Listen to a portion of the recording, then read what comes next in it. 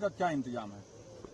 जी, जो चिकित्सकीय सलाह है उसके अनुसार इनको हायर सेंटर अभी भेजा गया है और इनको अंडर ऑब्जर्वेशन रखा जाएगा और वहीं पे जो चिकित्सकीय परामर्श होगा उसके अनुसार अग्रिम कार्रवाई होगी। एक और खुशखबरी आ रही है कि सीएम साहब ने खुद सभी श्रमिक के परिजनों को न्योता इन्विटेशन दिया है कि आप देहरादून शाम में आइए, हमारे साथ दीपावली मनाइए। जिसकी मुझे व्यक्तिगत रूप से कोई जानकारी अभी है नहीं। तो अब परिजन सब अपने अपने घर को लौटेंगे या अभी परिजन को आप लोग यहीं रखेंगे? जी, वो भी लौटेंगे।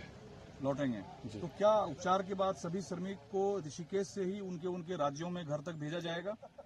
जी, आगे का कोऑर्डिनेशन जो हमारे चिकित्सक हैं उनकी सलाह के उपरांत जैसी भी सलाह होगी उस हिसाब से निर्णय लिया जाएगा। और लोग स्थानीय प्रशासन के स्तर पर टनल का क्षेत्र जो एक जिला बन चुका था, जो एक छावनी बन चुका था, हजारों लोगों का इंतजाम था, वहां को लेकर क्या गाइडलाइन है आपके पास?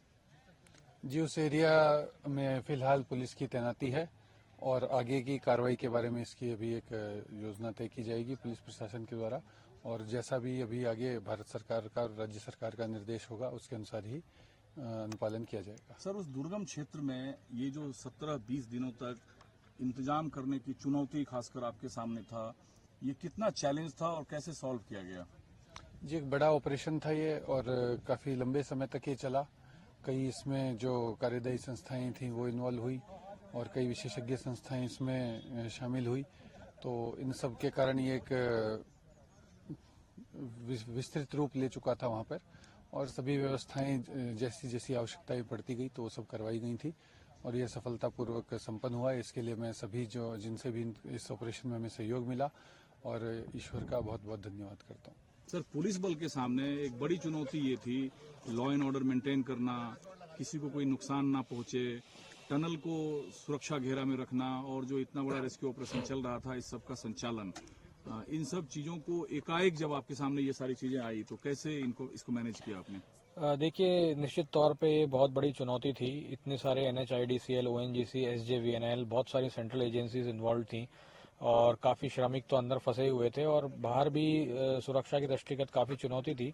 बट सभी का पूरी तरीके से साथ मिला। माननीय मुख्यमंत्री जी के स्पष्ट निर्देश थे कि भाई जो भी है बहुत लॉ एंड ऑर्डर एकदम कानून व्यवस्था एकदम सुदृढ़ रहनी चाहिए और जो भी प्रयास किए गए सभी के द्वारा समन्वय बनाते हुए, सामंजस्य बनाते हुए काफ़ी अच्छे प्रयास किए गए और आज 17वें दिन जो सफलता मिली उसके लिए मैं सभी को, मीडिया बंधुओं को, सभी को बहुत बहुत बधाई देता हूँ, बहुत बहुत शुभकामनाएं देता हूँ कि आज हमारे जो श्रमिक भाई हैं आज 17 दिन बाद हमारे साथ में आए हैं।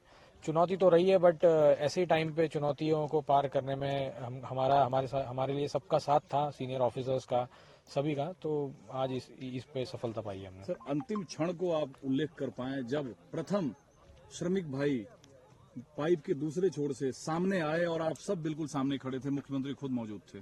देखिए, मुख्यमंत्री जी, माननीय मुख्यमंत्री खुद सामने थे, उन्होंने सभी का स्वागत किया और बहुत ही लाजमी सी बात है कि 17 दिन जब वो अंदर फंसे रहे, हम लोग भी बाहर, सभी लोग चिंतित थे, माननीय मुख्यमंत्री जी भी चिंतित थे, तो सभी लोगों के लिए बहुत भावुक क्षण था, इमोशनल फीलिंग थी। सभी लोग, कई लोगों के आंखों में आंसू भी थे, माननीय मुख्यमंत्री जी भी बहुत भावुक हो गए थे।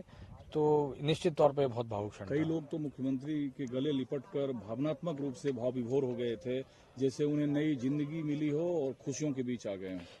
निश्चित तौर पे ये बात एकदम सही है कि क्योंकि पहले भी मुख्यमंत्री जी ने काफ़ी बात की थी कई लोगों से, फ़ोन के थ्रू जो कम्युनिकेशन एस्टैब्लिश हुआ था, तो पहले से जान पहचान थोड़ी हो गई थी सभी लोगों से और वो जब आए और उन्होंने जब सामने देखा उनको प्रत्यक्ष रूप पे तो बहुत भावनात्मक हो गए थे और सभी लोगों की आंखों में आंसू थे। टनल अभी भी पुलिस के सुरक्षा घेरे में है, क्या टनल को बैरिकेड करके रखा गया है और टनल को एक तरीके से सील कर दिया गया है, कोई अंदर नहीं जा सकता? देखिए, टनल अभी भी जो है असुरक्षित है। कई जगह पे जो मलबा गिर रहा था वो कहीं अभी भी गिर रहा है, तो ये सुरक्षा की दृष्टिगत उसमें अंदर जाना सेफ नहीं है। NHIDCL और जो भी कंपनी जो इन्वॉल्व थी वो उसमें जो भी सेफ्टी का प्रिकॉशन रखेगी, सेफ्टी मेजर करेगी, उसी के बाद से जो भी आगे अग्रिम आदेश होंगे उसके बाद ही उसको खोला जाएगा। अभी तो वो सील्ड है, कोई नहीं जा सकता जी। अच्छा, दूसरा, सभी श्रमिक 41 भाइयों को आप लोगों ने ऋषिकेश विदा किया चिनूक के जरिए। जो परिजन हैं वो अब अपने अपने घर को लौटेंगे या उनके लिए अभी भी कुछ खास इंतजाम आप लोगों के पास है? देखिए, जैसा कि आपने देखा चिनूक से तो एम्स ऋषिकेश सभी 41 जो हमारे श्रमिक भाई है वो चले गए। उनके परिजनों के लिए भी प्रशासन द्वारा व्यवस्था की जा रही है और उनको भी सेफली छोड़ा जाएगा।